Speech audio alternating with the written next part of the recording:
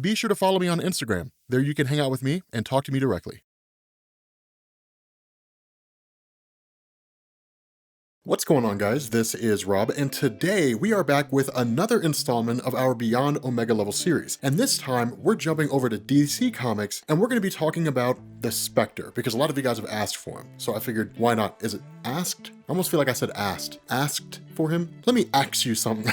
But we're going to cover the Spectre. Now, the Spectre is a character that has been around for a really long time, since the golden age of comics actually. And since that time, there have been a few different iterations of the character. So I'm going to go over each one of these, and then we'll get into the meat potatoes of Spectre's powers and feats to see why it's appropriate to rate him as being beyond Omega level. So the Spectre was created by Superman co-creator Jerry Siegel and artist Bernard Bailey in 1940 and debuted in More Fun Comics number 52. His origin, as laid out in that issue, was as a policeman named Jim Gordon. That's not true. It's actually Jim Corrigan. I don't know why I told you that. Regardless, he was murdered on his way to his own engagement party. His murderers then stuff his body in a barrel, fill it with cement, and throw it into a river. Dude, this guy must have really pissed somebody off. Now, when Corrigan's soul gets to the afterlife, his spirit refuses to pass into heaven, which prompted Archangel Michael to attach his soul to a spirit of vengeance and send him back to Earth to dispense divine judgment on evildoers for 60 years. Now, once he gets back to Earth, Corrigan remains on the police force and also fights crime as the Spectre. Later on, the Spectre's popularity would wane along with superhero comics as a whole, and he was relegated to the background role in More Fun Comics itself, serving more as an advisor to a new character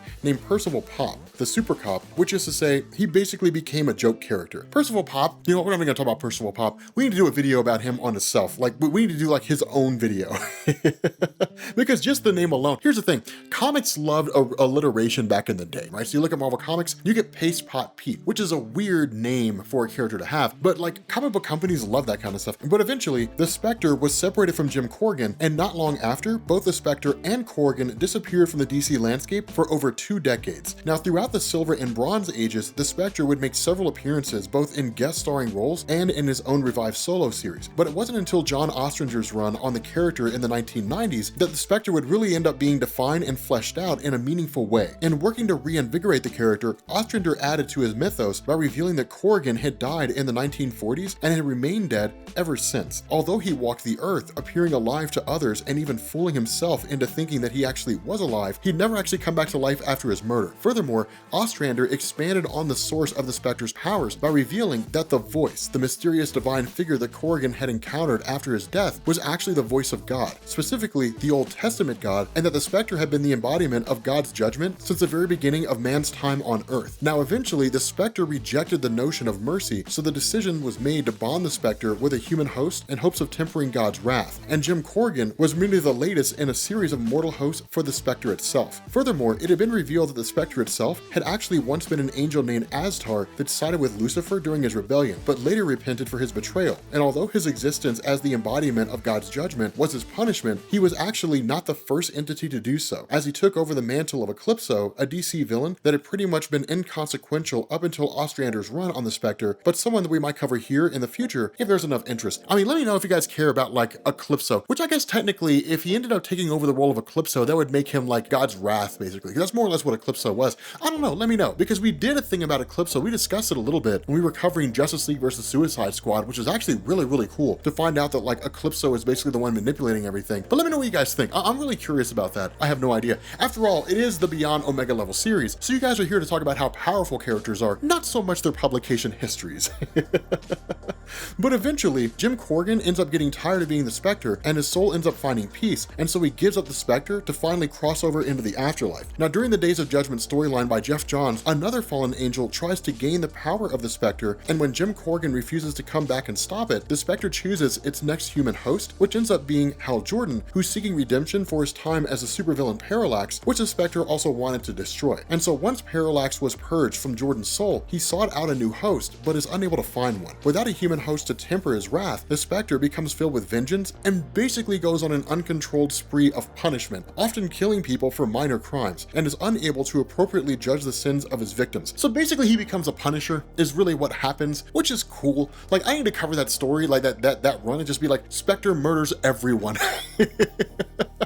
That's It's like the most clickbait title ever. Dude, the guy he just becomes a dick. And it's like one of the coolest things ever. Like it's one of the, it's one of the most amazing moments in the character's publication history. I mean, not so much that like he's killing everybody, which is kind of cool, but insofar as he's pretty ruthless in terms of the role he plays. Now, eventually the Spectre was unwittingly forced to take on a new host in the form of Crispus Allen, a member of the Gotham City Police Department that was murdered by a crooked cop named Jim Corrigan. Not the same Jim Corrigan who was previously the host of the Spectre, but another cop who was named Jim Corrigan, because why not make things as confusing as possible, right? Like, hey guys, so Jim Corrigan is the host, he was the original host of the Spectre. Surprise, another Jim Corrigan killed Crispus Allen, who becomes the new Spectre. Wait a minute, is that the same Jim Corrigan as before? No, it's a different one. Well, why not name him somebody else? I don't know, we couldn't think of any good names, so we just took somebody else's existing name. I don't know. Who knows, who cares? Hashtag comic book logic. It's just the way these things work. But anyway, after Crispus Allen dies, the Spectre briefly becomes a Black Lantern during the Blackest Night storyline, but is eventually freed from that and continues to be bonded with Allen until the Spectre is seemingly killed by Eclipso. Now, when DC rebooted with the New 52, the Spectre was once again Jim Corrigan, who's once again given powers by an entity known as the Voice, and then tasked with taking out justice on Earth. And that's basically it. And so now that we've basically covered who the Spectre is and his various iterations, we can finally move into what his powers are. And simply put, the Spectre can do almost anything. He's nearly omniscient and omnipotent. He's immortal, meaning that he would never die of natural causes, although he has seemingly been killed before, and he can manipulate matter in reality, travel through time, and possesses telekinesis. So like I said, basically anything that he wants to do. Now, since his list of powers is so all-encompassing, the best way to get a sense of what the Spectre's power level is probably to look at the feats that he's performed in comics, and for the purpose of this video, we're going to be looking primarily at the pre-retcon version of the Spectre, meaning everything before the New 52, but using feats from the Spectre regardless of whose host it was at the time. But in any event, the Spectre is a being of immense strength, having been able to pick up planets and use them as weapons and create earthquakes in the demonic realm with mere footsteps. He's able to fly at the speed of light and dodge a punch thrown by the Flash that was said to be fast enough to throw the planet off its axis. The Spectre has a great command of magic, so much so that he can turn people into objects such as trees and pillars of salt, and is said to be more proficient in magic than Dr. Fate, who harnesses the power of a Mesopotamian god and is one of the most advanced magicians in the DC universe. I feel like magician may not necessarily be the right word though, because as I think about this, I'm thinking of Dr. Fate wearing like a top hat and just being like, for my next trick, I'm gonna pull a rabbit out of a hat, which is basically what Zatanna does, except she says things backwards. I never really found Zatanna to be very interesting. I'm sure the 5 fans she has might be kind of upset about that, but I never really thought that she was that interesting of a character. Yeah, it's kind of weird. I don't know, I'm more of a stickler for the Marvel side of magic, which I know DC fans are gonna be like, boo hiss,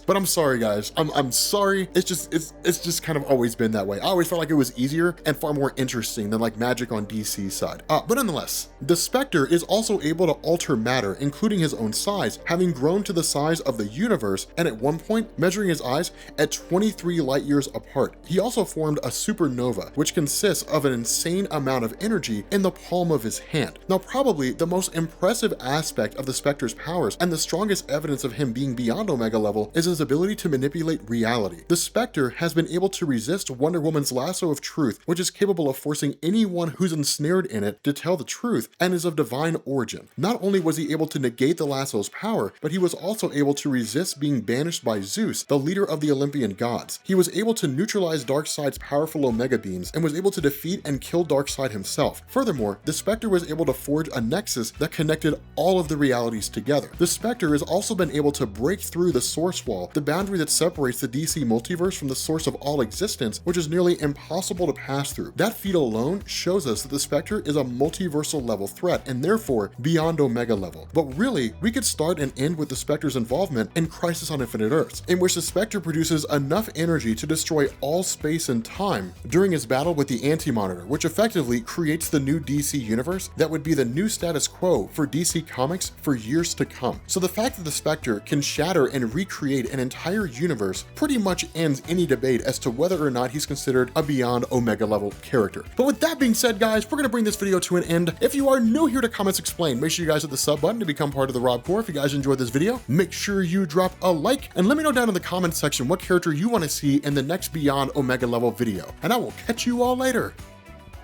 Peace.